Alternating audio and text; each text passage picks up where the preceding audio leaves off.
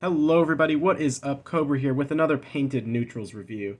Now today, by request from some of the last videos, we have African nations. There's not a lot of neutral nations in both World War I and II in Africa, so like I said, there won't be a lot, but we do have four different nations, and that's right, four. There's two other nations that you may not have heard about or been informed of during the First and Second World Wars, but today we have mainly Ethiopia and Liberia, as you can see by these nice roundel flags, plus a couple other nations. So let's get into what's depicted on screen right now. First, we have Liberia, and now in global war, these guys usually don't see any action. They're a country on the west coast of Africa, not worth anything. They do have a port, but just defended by a militia. As you can see, we've got the flag, which is very American-esque, as it was set up by American colonialists.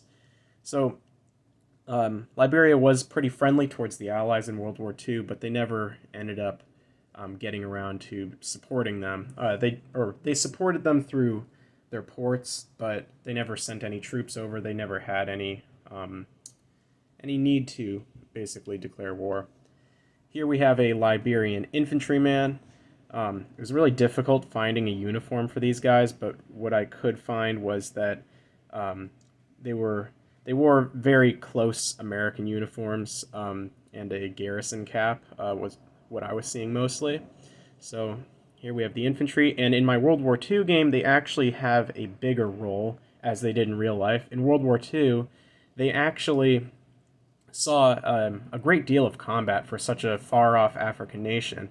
They were, firstly, the Germans possessed a intelligence gathering and radio station in the capital of Liberia. And so basically during the later years in 1917, when America declared war, so did Liberia, and due to that, the Liberians forced out the Germans, so they had a small battle for that radio tower within the city. Then the Germans ended up later in 1917 sending a cruiser submarine to the capital of Liberia and actually bombarded that site, plus a few other targets. And because of that, the Liberians ended up sending an expeditionary brigade, which saw service in France and sustained casualties and victories. Plus, before they declared war, they actually had been sending medical workers, so actual trained military staff, to help out the French and British on the Western Front, just for the because of their relation to those two nations in Africa. So, Liberia, a small but definitely important player. Now, next up we have Ethiopia. These guys you've definitely heard about, and they are the stronger force in down there in Africa. Now, of course, in global war, they just start off with two militia, and they are at war with the Italians, so their fate is not sealed, though. The Allies and the Russians can definitely assist them and help them out by sending over Lend-Lease and maybe even fighting back the Italians. For that, I've painted up a decent little number of units. So here we have an infantry, pretty nice looking infantry. And one thing about the Liberians is that I didn't actually give them any shoes because, as I was seeing with a lot of historical photos, a lot of men, they didn't have uniforms, they didn't have boots, and because though they had a trained army, they definitely wasn't big, and there was a lot that was going into just raising local militias to try to fight the Italian invaders. Next up, we have an Ethiopian light tank. This is a French Renault. I forget the designation, but it's a little 3D printed tank I printed a long time ago. It's really small, and I didn't want to include it in my French army just because it was too small in my opinion, but for a random tank that could be thrown in to the Ethiopians, I've included it. As you can see, we've got some text on the side, and a roundel.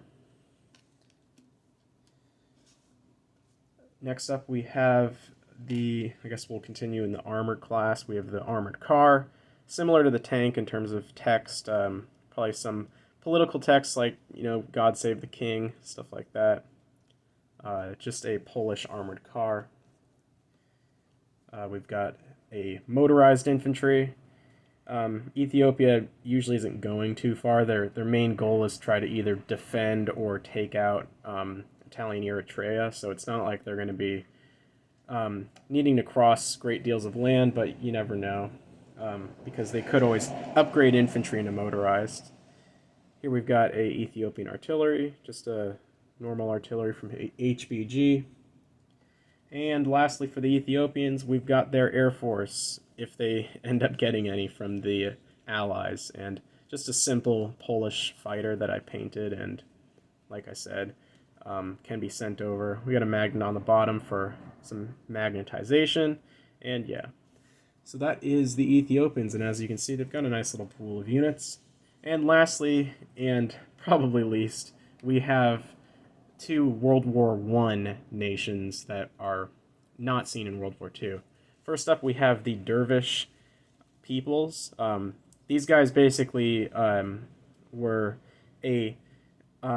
I guess, people that lived within modern-day Ethiopia, and at the time they were a pretty decent military force that were contesting the Ethiopians for power over the Horn of Africa. And they really didn't have any pictures of units, as you can see here. We've just got kind of a flowing, I think this was from some Russian set, but and it's supposed to be a woman, but I've kind of, I don't know. It looks like probably like some guy wearing a big burly coat. So yeah, and they just have a couple infantry, and they can be aligned by the Ottomans. And lastly, we have the Zanzibari Defense Force. This is just supposed to be a militia, and while Zanzibar was a protectorate of the British, I decided to include them as a neutral power, and they're off the coast of German East Africa, and basically the Germans, if they want, can go over and align the Zanzibari and, of course, pick up this militia and another territory. It's like it's not a big venture. It's not going to get them any more IPCs, but the fact that they're getting a new militia and a territory means that, it's more for the British to have to deal with, but nothing too big. And so that is the Zanzibari Royal Guard. And overall, that is all my nations of Africa. I hope you enjoyed this video, and I really like these guys. They came out really well, especially the Liberians. I really like them, and can't wait to see them used in my World War I game next time I end up playing it. But hope you guys enjoyed that, and remember, comment down below on what nations you would like to see next, because we have a lot to go through in the neutral box. So, if you haven't already, subscribe, leave a like, comment down below, and I hope to see you guys again. Cobra, out.